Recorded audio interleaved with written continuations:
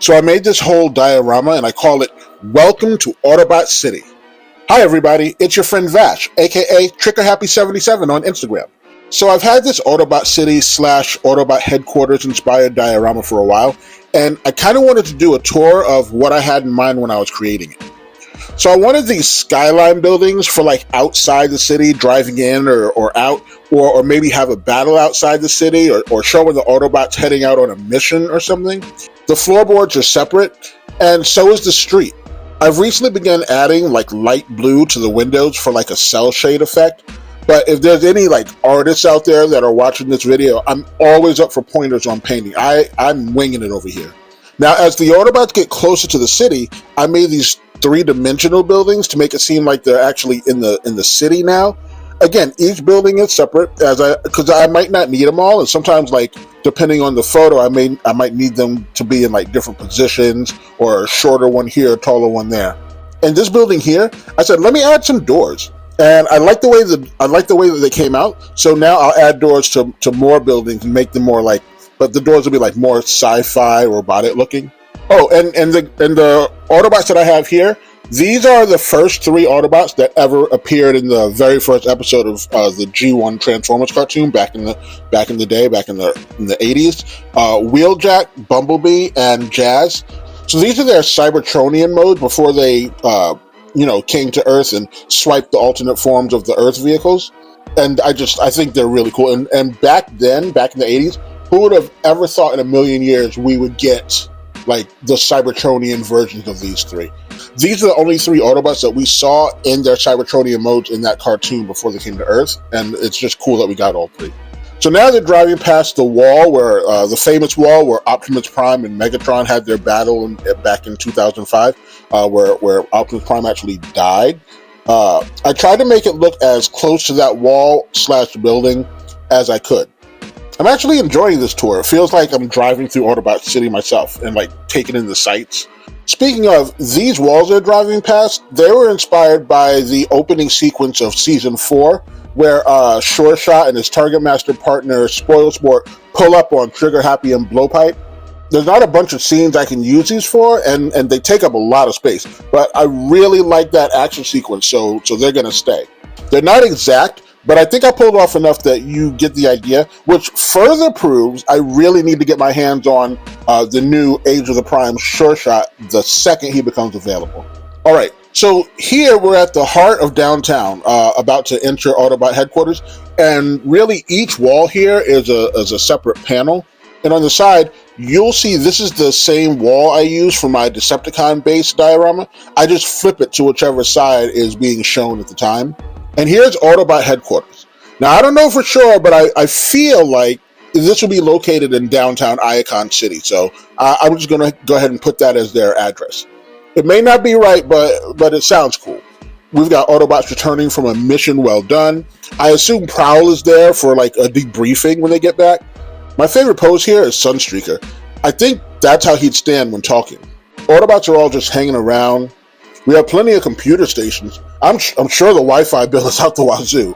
Can you imagine the Autobots getting an email explaining a price increase in their next internet bill? Better yet, imagine Brawn is the one that looks at the bills when they come in, calling the cable company all mad.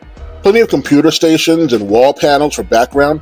Now, I'm making some chairs for the computer stations, and like I said in my Decepticon diorama, Transformers aren't like other action figures like G.I. Joe, Marvel Legends, Star Wars. They can all basically fit in the same chair because they're all like human-type bodies.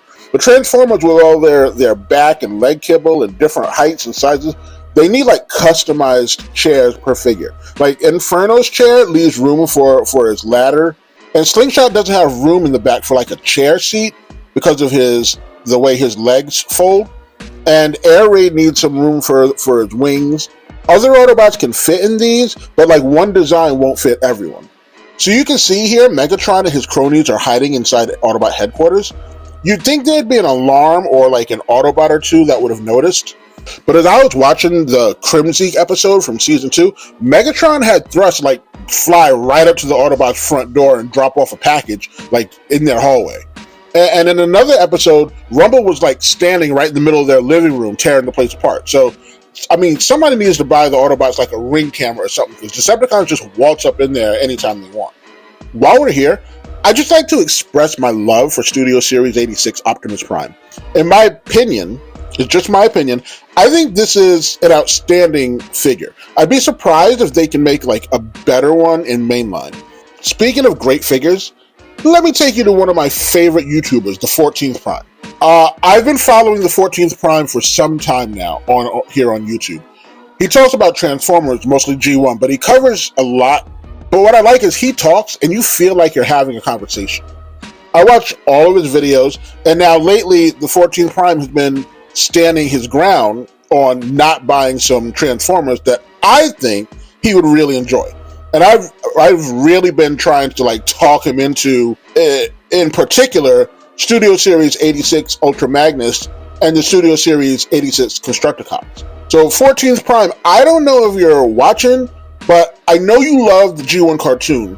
You do stop motion animation with your figures, you recreate scenes from G1. So I'm thinking, if you're a Hasbro collector and you're enjoying how cartoon accurate like War for Cybertron Ultra Magnus was, you would love Studio Series 86 Ultra Magnus. The toy is brilliant. He's big, but so articulate for a large figure, which isn't easy to do.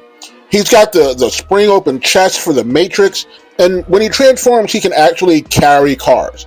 I can fit 4 if I really try. I mean, if you just take a look at all the Ultra Magni, I don't know. If you look at all the ones we've gotten over the last 10 years, because, you know, I started collecting at Combiner Wars, which was 10 years ago. I don't know what Ultra Magnus was out before that, but since then, we've had basically 4 different Ultra Magni. And each time they make one, they get better and better and closer to cartoon accuracy. I can't guarantee he's the best, but this is probably my favorite Studio Series 86 figure. And the Constructicons, I mean, okay, they may not be perfect toys, but the fun factor is like 9 out of 10. Honestly, for me, and this is like my personal opinion, if they had the infamous waist swivel, to me, these guys on the fun factor would be an absolute 10 out of 10. But that's for me. I don't know what other people think. Let me know in the comments. But also, I really love how solid and weighty they all feel. Like when you hold them in your hand, you're like, wow, this is like heavy. They make a great Devastator, but as individuals, which is how I keep them, because I have Combiner Wars Devastator, and I keep him as Devastator because he's huge, like a Titan class. So for my Devastator, that's who I have. But for individual Constructicons, these guys are awesome. And like I said, like, I think I'm going to make this my new catchphrase because I say it in almost every video. I'm holding the cartoon in my hand. Hashtag cartoon in my hands. Am I right? But yeah, 14th Prime, if you're watching, I know you're resisting, but I feel you're going to end up grabbing these, and I can't wait to see your response once you do, because I truly am loving these figures. I even enjoy just seeing them on my shelf as the individual Constructicons. And to any of my YouTube followers, if you enjoy chatting about Transformers, especially G1, the 14th Prime makes dioramas, it does stop motion videos, Transformers news. Like, please check out the 14th Prime YouTube page. He's a great YouTuber. I love his content. But now back to me. So remember the Season 2 episode Masquerade? The Autobots captured the Stunticons without any help from the aerial bots, by the way. Suck on that, Slingshot. Anyway, they put them in this jail. No trial or anything, just behind bars you go. I'm working on the jail cells. I plan on making all 5, one big enough for Motormaster, but we'll see how it turns out. I'd like to be able to use it to hold any Decepticon, like this deluxe Decepticon Venom. But that's the full tour of my Autobot City / Autobot Headquarters diorama.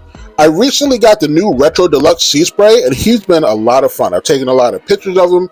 I posted them on Instagram and some here on YouTube under my posts. I hope that a cartoon version is coming out soon. I'll get that as well. Also, the Age of the Primes Alpha Trion, which I ranted about in my last video, I really like that figure. Check out that video and let me know what you think. For my next project, I'm teaming up with my friend Chris at TF Arc Legends, who creates realistic-looking dioramas out of scenes from the G1 cartoon. We spun the wheel and we both have to take a picture of whichever figure it landed on in our own style. We'll post our pictures on our YouTube and Instagram pages. In the meantime, take a look at the TF Arc Legends YouTube and Instagram pages to see some amazing Transformers dioramas and stop motions. If you enjoyed this tour of Autobot City / Autobot Headquarters, let me know by hitting the like button. Do you agree or disagree that my good friend 14th Prime should run to his local Walmart and pick up the Studio Series 86 Constructicons and Ultra Magnets? Let us know in the comments. And as always, to see more of my videos, transform into someone hitting that subscribe button. Be sure to check out the YouTube pages of the 14th Prime and TF Arc Legends. We'll be back.